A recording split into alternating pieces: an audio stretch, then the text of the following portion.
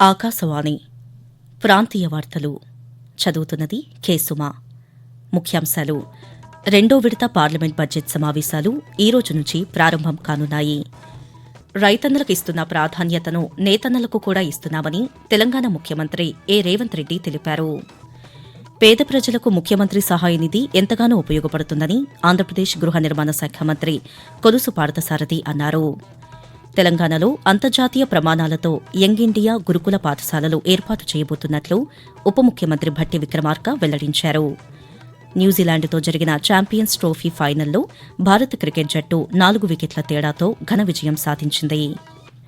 వార్తల వివరాలు: రెండో విడత పార్లమెంట్ బడ్జెట్ సమావేశాలు ఈ రోజు నుంచి ప్రారంభం కానున్నాయి. ఈ సమావేశాలు నేటి నుంచి వచ్చే నెల 4వ తేదీ వరకు నిర్వహించనున్నారు. 2025-26 సంవత్సరానికి గ్రాంట్ల డిమాండ్లకు సంబంధిత బిల్లుపై చర్చ, ఓటింగ్ జరగనుంది. వీటితో పాటు coastal shipping bill, immigration, foreigners bill, railway సవరణలతో సహా పలు బిల్లులను కేంద్రం ప్రవేశపెట్టనుంది. రైతన్నలకు ఇస్తున్న ప్రాధాన్యతను నేతన్నలకు కూడా ఇస్తున్నామని తెలంగాణ ముఖ్యమంత్రి రేవంత్ రెడ్డి తెలిపారు. నాంపల్లి ఎగ్జిబిషన్ గ్రౌండ్లో నిన్న జరిగిన పద్మశాలీల మహాసభలో రేవంత్ రెడ్డి పాల్గొన్నారు. ఈ సందర్భంగా ఆయన మాట్లాడుతూ మహిళా సంఘాల్లోని వారికి 2 చీరలివ్వాలని నిర్ణయించామని వెల్లడించారు. 1.30 కోట్ల చీరలు నేసే ఆర్డర్లను రాష్ట్రంలోని చేనేత కార్మికులకు అప్పగిస్తున్నామని ముఖ్యమంత్రి రేవంత్ రెడ్డి స్పష్టం చేస్తూ, రైతన్నలకు ఎంత ప్రాధాన్యత ఇచ్చినో ఈ రోజు మా నేతన్నలను కూడా అంతే ప్రాధాన్యత ముందుకు నడిపించాలని మా ప్రభుత్వ విధానపరమైన నిర్ణయం తీసుకున్నది. తెలంగాణ రాష్ట్రంలో 65 లక్షల మంది ఆడబిడ్డలు స్వయం సహాయక సంఘాలలో సభ్యులుగా ఉన్నారు. ఆడబిడ్డలకు ప్రత్యేకంగా చీర సారే పెట్టే సాంప్రదాయంలో ఒక్కొక్కరికి 2 మంచి చీరల్ని ఇద్దాం తుమ్మలన్న 1,30,00,000 చీరలు మా పద్మశాలి సోదరులకు మనం 600 కోట్ల రూపాయల ఆర్డర్స్ ఇవ్వడం జరిగింది. పేద ప్రజలకు ముఖ్యమంత్రి సహాయ నిధి ఎంతగానో ఉపయోగపడుతుందని రాష్ట్ర గృహ నిర్మాణ శాఖ మంత్రి కొలుసు పార్థసారథి అన్నారు. ఏలూరు జిల్లా నూజివీడు పార్టీ కార్యాలయంలో ఆయన 90 మంది లబ్దిదారులకు 65.54 లక్షల రూపాయల విలువైన ముఖ్యమంత్రి సహాయ నిధి చెక్కులను పంపిణీ చేశారు. అనంతరం ఆయన మాట్లాడుతూ పేదల అభివృద్దే లక్ష్యంగా అనేక సంక్షేమ పథకాలను ముఖ్యమంత్రి నారా చంద్రబాబు నాయుడు అమలు చేస్తున్నారని పేర్కొన్నారు. రాష్ట్రంలో వాట్సాప్ గవర్నెన్స్ ద్వారా పౌర సేవలు అందించే కార్యక్రమాన్ని ప్రభుత్వం ప్రారంభించిందని, ప్రజలు వాటిని ఉపయోగించుకోవాలని కోరారు. తెలంగాణలో అంతర్జాతీయ ప్రమాణాలతో యంగ్ ఇండియా గురుకుల పాఠశాలలు ఏర్పాటు చేయబోతున్నట్లు ఉప ముఖ్యమంత్రి భట్టి విక్రమార్క వెల్లడించారు. హైదరాబాదులో నిన్న ఆయన పాత్రికేయుల సమావేశంలో మాట్లాడుతూ 58 రెసిడెన్షియల్ పాఠశాలలకు 11,600 కోట్ల రూపాయలు మంజూరు చేస్తూ జీవో జారీ చేసినట్లు పేర్కొన్నారు. రాష్ట్ర విద్యారంగంలో ఇది విప్లవాత్మక నిర్ణయమని ఆయన తెలియజేస్తూ, 20 నుంచి 25 ఎకరాల ప్రాంగణంలో ఇంటర్నేషనల్ స్టాండర్డ్స్ లో ఇంత గొప్ప టెక్నాలజీతో, స్టాండర్డ్స్ తో, డిజైన్స్ తో ఇంతవరకు ఎక్కడ ఈ రాష్ట్రంలో కాదు, దేశంలో ఎక్కడ లేవు. లక్షలు పోసి ప్రైవేట్ స్కూల్స్ లో ఫీజులు కట్టి చదివించలేనటువంటి కుటుంబాలందరికీ ఉపయోగపడేటట్టుగా ఈ విద్యార్థులు ప్రపంచంతో పోటీ పడేటట్టుగా ఉండే సిలబస్ తో శాంక్షన్ చేసిన ఇటువంటి స్కూల్స్ లో వాళ్ళ పిల్లల్ని చదివించుకోవటానికి తల్లిదండ్రులందరూ కూడా చక్కగా వినియోగించుకొని పిల్లల భవిష్యత్తు కోసం పునాదులు వేసుకునే విధంగా ముందుకు పోవాలని చెప్పి ప్రజలందరికీ విజ్ఞప్తి చేస్తా ఉన్నారు. విద్య మానవ అభివృద్ధికి, సామాజిక మార్పుకు దోహదం చేస్తుందని ఆంధ్రప్రదేశ్ రెవెన్యూ శాఖ మంత్రి అనగాని సత్యప్రసాద్ అన్నారు. రేపల్లెలో 8 కోట్ల రూపాయలతో నూతనంగా నిర్మించిన ప్రభుత్వ పాలిటెక్నిక్ కళాశాల భవనాలను మంత్రి నిన్న ప్రారంభించారు. ఈ సందర్భంగా ఆయన మాట్లాడుతూ విద్యారంగాన్ని బలోపేతం చేసే లక్ష్యంతో ఇంటర్ విద్యార్థులకు కూడా మధ్యాహ్న భోజన పథకం అమలు చేస్తున్నామని పేర్కొన్నారు. ప్రభుత్వం కల్పిస్తున్న సదుపాయాలను సైతం విద్యార్థులు సద్వినియోగం చేసుకోవాలని మంత్రి తెలియజేస్తూ, విద్య అనేది కంపల్సరీగా కింద స్థాయిలో మారుమూల ప్రాంతాల్లో కూడా అందుబాటులో ఉండాలి. అది కూడా క్వాలిటీ ఎడ్యుకేషన్ ఉండాలి. అది కూడా ప్రతి క్లాస్ కూడా ఒక టీచర్ అనేది ఉండే విధంగా మోడల్ ప్రైమరీ స్కూల్ విధానంతో ప్రతి మండలంలో కూడా క్లాస్ రూమ్ ఒక టీచర్ ఉండే విధంగా, 5 క్లాసులు ఉంటే 5 టీచర్లు ఉండే విధంగా ఒక మంచి క్వాలిటీ ఎడ్యుకేషన్ కింద చిన్నప్పటి నుంచే పునాది నుంచి రావాలని చెప్పే లక్ష్యంతో ముఖ్యంగా ఇలాంటి వెనకబడ్డ ప్రాంతాల్లో ప్రతి స్కూల్లో కూడా ఫర్నిచర్ ఇవ్వబోతా ఉన్నాం. ప్రతి స్కూల్ పిల్లలు కూడా బ్యాగ్స్ కానీ కిట్స్ కానీ అన్ని ఇస్తాం. అలాగే మీలాంటి పాలిటెక్నిక్ చదివే వాళ్ళకు కూడా ప్రభుత్వం తరఫు నుంచి సపోర్ట్ కావాలి. ఆకాశవాణి ప్రాంతీయ వార్తలు వింటున్నారు.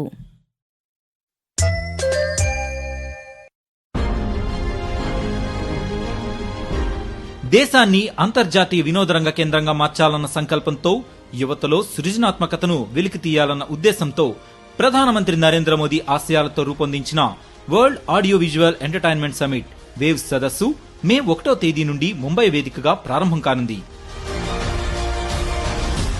దీనిపై మరింత సమాచారం కోసం wavesindia.org వెబ్సైట్ ను అలాగే కేంద్ర సమాచార ప్రసార మంత్రిత్వ శాఖ సామాజిక మాధ్యమాలను సందర్శించండి. దుబాయ్ వేదికగా న్యూజిలాండ్తో జరిగిన ఛాంపియన్స్ ట్రోఫీ ఫైనల్లో భారత క్రికెట్ జట్టు 4 వికెట్ల తేడాతో ఘన విజయం సాధించింది. తొలుత బ్యాటింగ్ చేసిన న్యూజిలాండ్ 50 ఓవర్లలో 7 వికెట్ల నష్టానికి 251 పరుగులు చేయగా ఈ లక్ష్యాన్ని భారత్ 49 ఓవర్లలోనే 6 వికెట్లు కోల్పోయి ఛేదించింది. కాగా భారత్ ఛాంపియన్స్ ట్రోఫీ గెలవడం ఇది మూడోసారి. కాగా ఐసీసీ ఛాంపియన్స్ ట్రోఫీ విజేతగా నిలిచిన భారత క్రికెట్ జట్టుకు రాష్టపతి ద్రౌపది ముర్ము, ప్రధానమంత్రి నరేంద్ర మోదీ శుభాకాంక్షలు తెలిపారు. ఆంధ్రప్రదేశ్లో జరుగుతున్న ఇంటర్మీడియట్ పరీక్షల్లో భాగంగా ఈరోజు ఇంటర్ ద్వితీయ సంవత్సరం గణితం పేపర్ 2B, జంతుశాస్త్రం పేపర్ 2, చరిత్ర పేపర్ 2 పరీక్షలకు సెట్ నెంబర్ 2 ప్రశ్నాపత్రం ఎంపిక చేశారు. కాగా తెలంగాణలో ఈరోజు ఇంటర్ ద్వితీయ సంవత్సరం ఇంగ్లీష్ పేపర్ 2 పరీక్ష జరగనుంది.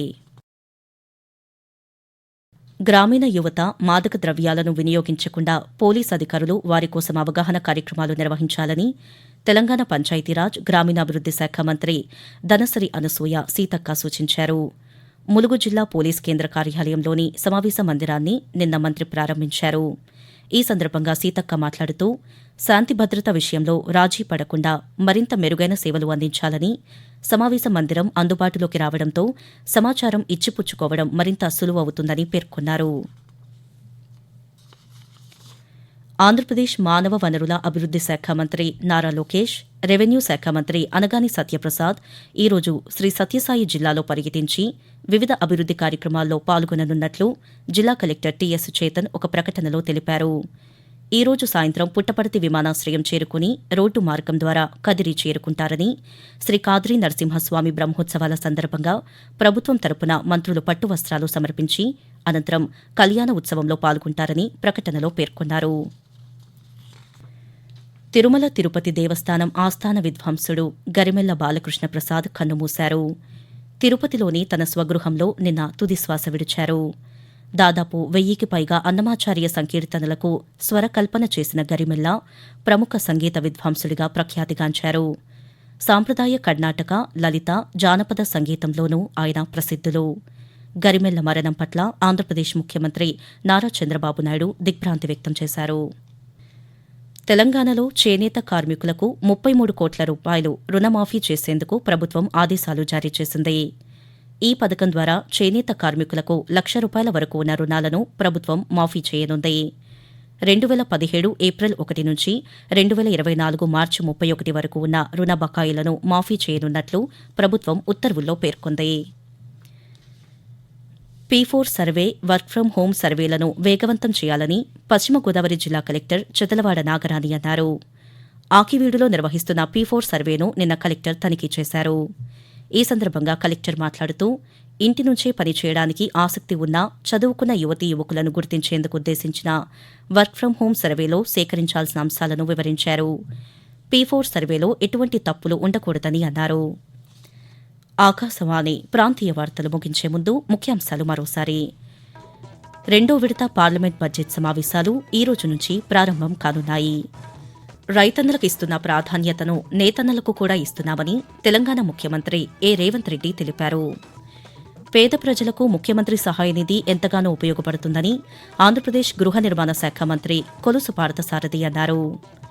తెలంగాణలో అంతర్జాతీయ ప్రమాణాలతో యంగ్ ఇండియా గురుకుల పాఠశాలలు ఏర్పాటు చేయబోతున్నట్లు ఉప ముఖ్యమంత్రి భట్టి విక్రమార్క వెల్లడించారు. ఆకాశవాణి ప్రాంతీయ వార్తలు ఇంతటితో సమాప్తం. తిరిగి 7 గంటల 5 నిమిషాలకు జాతీయ వార్తలు వింటారు.